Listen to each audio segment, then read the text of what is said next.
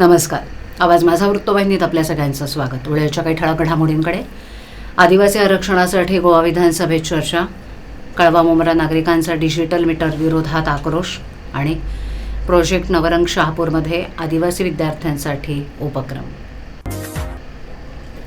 आज संसदेत गोवा विधानसभेत आदिवासी समाजासाठी राखीव प्रवर्गाच्या जागा राखीव ठेवण्याच्या दुरुस्ती विधेयकावर महत्त्वपूर्ण चर्चा झाली. यावेळेला सत्ताधारी पक्षातील खासदार नरेश म्हस्के यांना आपली भूमिका मांडण्याची संधी मिळाली. उपमुख्यमंत्री एकनाथ शिंदे आणि खासदार डॉक्टर श्रीकांत शिंदे यांच्या पाठिंब्यामुळे ही संधी मिळाल्याचं त्यांनी नमूद केलं. आपल्या भाषणात त्यांनी केंद्र सरकारनं आदिवासी समाजाच्या विकासासाठी केलेल्या कामांचा आढावा घेतला. त्यांनी सांगितलं की 40 नवीन EMRS शाळा आणि 25 शाळांची पायाभरणी आदिवासी मुलांसाठी गुणवत्तापूर्ण शिक्षणाचा मार्ग मोकळा करतोय. शिवाय PM जनमन अभियानाद्वारे रस्ते, वीज आणि अंगणवाडी केंद्रासारख्या सुविधांचा विस्तार केला गेलाय. खासदार म्हस्के यांनी काँग्रेसवर टीका करताना म्हटलं की काँग्रेसनं आदिवासी समाजाचा उपयोग फक्त मतांसाठी केला, परंतु त्यांच्या विकासासाठी ठोस पावलं उचलली नाहीत. त्यांनी काँग्रेस नेत्यांना डॉक्टर बाबासाहेब आंबेडकर यांचा आदरयुक्त उल्लेख न करण्याबाबतही सवाल केला. सभागृहातील सदस्यांनी त्यांच्या मुद्द्यांचं कौतुक केलं. महायुती सरकार पुढेही आदिवासी समाजाच्या कल्याणासाठी कटिबद्ध राहील असा विश्वास त्यांनी यावेळेला व्यक्त केला. कळवा मुंब्रा विधानसभा क्षेत्रात टोरंट या खाजगी कंपनीनं अचानकपणे नागरिकांचं जुनं वीज मीटर काढून डिजिटल मीटर बसवलंय. या नव्या डिजिटल मीटरमुळे नागरिकांना अनावश्यक आर्थिक भुर्दंड सहन करावा लागतोय. अनेक नागरिकांनी या मीटरमुळे विजेचं बिल भरमसाठ वाढल्याचीही तक्रार केली आहे. या प्रकरणी नागरिकांमध्ये तीव्र नाराजी आहे. टोरंट कंपनीच्या धोरणांविरोधात आवाज उठवण्याची मागणी होती.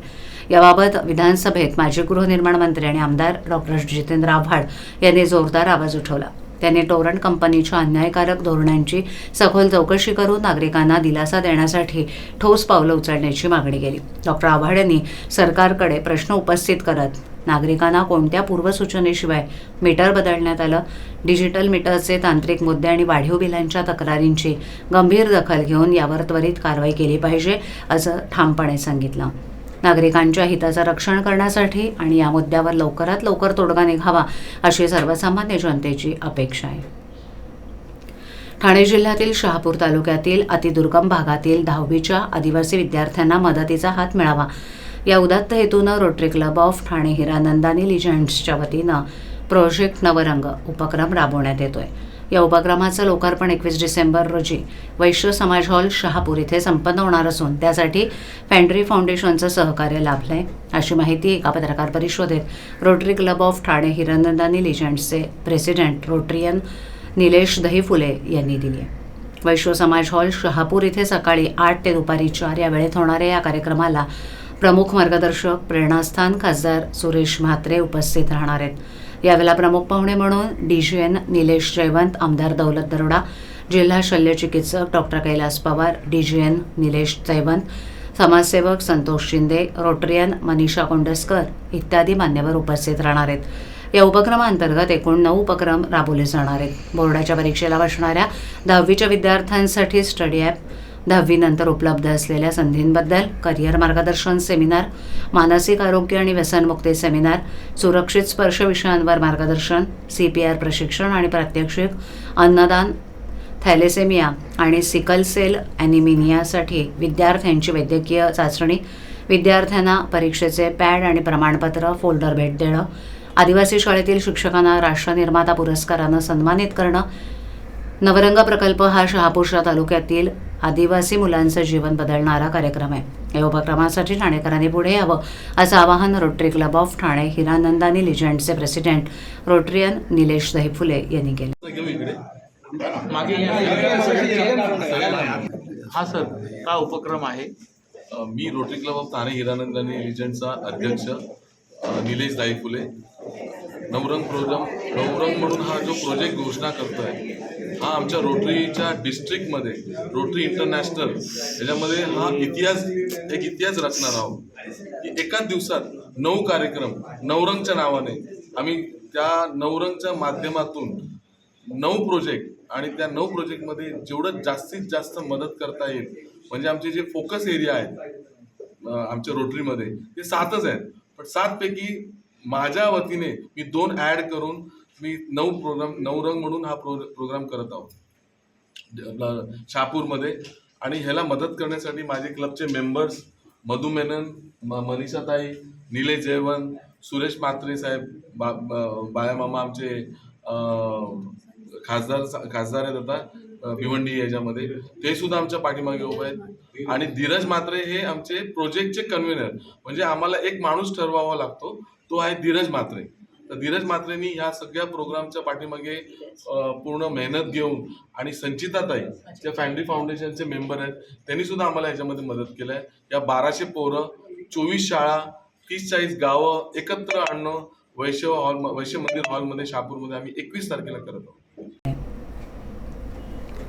सर्वसामान्य नागरिकांच्या तक्रारींचं निराकरण तातडीनं व्हावं यासाठी केंद्र शासनानं गुड गव्हर्नन्स वीक 2024 हा सप्ताह पालिका स्तरावर राबवण्याचे निर्देश दिले. त्यानुसार पालिका कार्यक्षेत्रात दिनांक 19 ते 24 डिसेंबर या कालावधीत सदर अभियान राबवण्यात येणार असल्याची माहिती आयुक्त सौरभ राव यांनी दिली. याबाबत आयुक्तांच्या दालनात बैठकीचं आयोजन करण्यात आलं होतं. या बैठकीला अतिरिक्त आयुक्त प्रशांत रोडे, उपायुक्त जीजी गोदेपुरे, उमेश बिरारी, अनघा कदम, दिनेश तायडे, मधुकर बोडके, सचिन सांगळे, डॉक्टर पद्मश्री बेनाडे, वैद्यकीय आरोग्य अधिकारी चेतना नितील, उपनगर अभियंता विकास ढोले, शुभांगी केसवाणी, उपनगर अभियंता पाणीपुरवठा विनोद पवार, कार्मिक अधिकारी दयानंद गुंडप, मुख्य पर्यावरण अधिकारी मनीषा प्रधान उपस्थित होते.